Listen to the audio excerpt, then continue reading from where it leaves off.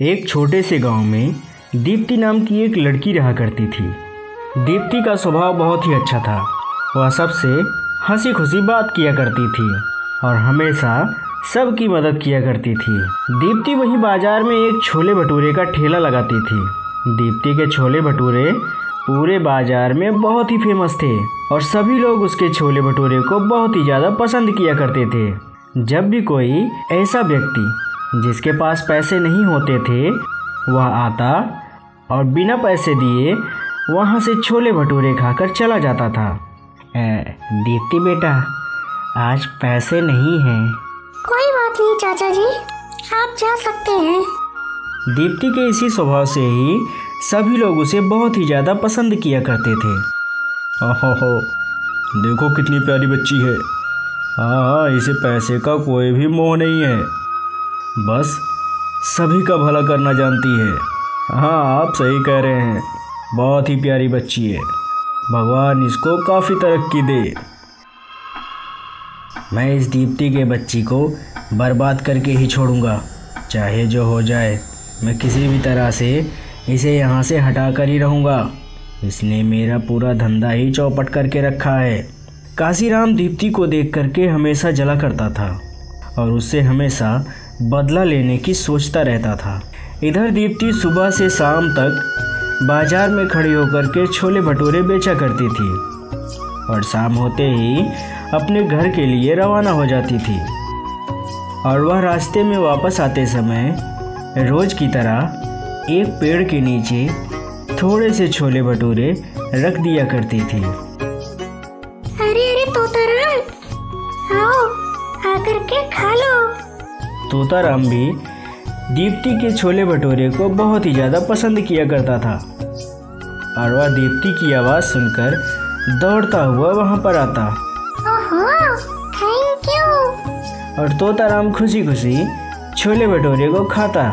दीप्ति का यह रोज का नियम हो गया था और धीरे धीरे लोगों के प्रति दीप्ति के लिए और भी ज़्यादा लगाव बढ़ता ही चला गया। रोज की तरह दीप्ति के ठेले पर उस दिन भी काफ़ी ज़्यादा भीड़ लगी थी और धीरे धीरे सभी कस्टमर के जाने के बाद दीप्ति थोड़ा सा आराम करना चाहती थी, लेकिन उसने देखा कि उसके पास पानी खत्म हो चुका था। उसने काशीराम से कहा, अरे चाचा जी, आप थोड़ी देर के लिए मेरा ठेला देख लीजिए, मैं जरा पानी लेकर के आती हूँ। ऐसा कहकर दीप्ति वहाँ से चली जाती है और मौके का फ़ायदा उठाकर काशीराम, यही मौका है, मुझे कुछ न कुछ करके इस दीप्ति के बच्ची को सबक सिखाना ही पड़ेगा। थोड़ी देर बाद जब दीप्ति वापस आती है तो अरे चाचा जी, आपका बहुत बहुत धन्यवाद। थोड़ी ही देर में दीप्ति के पास एक और कस्टमर आता है। अरे, एक प्लेट छोले भटूरे खिलाना। दीप्ति ने उस कस्टमर को जैसे ही छोले भटूरे दिए तो, अरे ये क्या, दिमाग ख़राब है क्या तुम्हारा? ये तुम क्या खिला रही हो? देखो देखो, सभी लोग ध्यान से देखो, इस लड़की ने मुझे क्या दिया है। इसके छोले में ये छिपकली निकली है। ये छिपकली खिला करके सभी को बीमार करना चाहती है और मार डालना चाहती है। उस आदमी की ऐसी बातें सुनकर दीप्ति डर जाती है और डरते हुए वह कहती है, अरे नहीं नहीं, ऐसा नहीं हो सकता, मैंने तो। और वह देखती है तो सचमुच में उसके प्लेट में एक छिपकली मरी हुई थी। तभी वहाँ पर काशीराम भी आ जाता है और वह भी लोगों को दीप्ति के खिलाफ भड़काने लगता है। हाँ हाँ, मैंने सुबह ही देखा था इसे, इसने बहुत सारी छिपकलियाँ मारकर बर्तनों में रखा था। छी छी, मैं तो सोच भी नहीं सकता ऐसा करने का। पता नहीं कैसे यह अपने ही कस्टमर के साथ ऐसा करती है और लोगों को ऐसा जहरीला खाना खिलाती है। काशीराम की बातें सुनकर वहाँ पर खड़े हुए लोग और भी ज़्यादा गुस्सा हो जाते हैं और वह सब देखते ही देखते दीप्ति के ठेलों को उलट देते हैं और धक्के मारकर उसे वहाँ से निकाल देते हैं। रोते हुए दीप्ति अपने घर की तरफ वापस जा रही थी और वह उसी पेड़ के नीचे बैठकर खूब ज़ोर ज़ोर से रोने लगती है। दीप्ति के रोने की आवाज़ सुनकर तोताराम अपने घर से बाहर आता है और वह इस तरीके से दीप्ति को रोता हुआ देखकर पूछता है, अरे क्या हुआ, तुम ऐसे क्यों रो रही हो? दीप्ति ने रोते हुए अपनी सारी कहानी तोताराम को सुनाई। दीप्ति की सारी बातें सुनकर तोताराम बहुत दुखी होता है और वह किसी भी तरीके से दीप्ति की मदद करना चाहता है।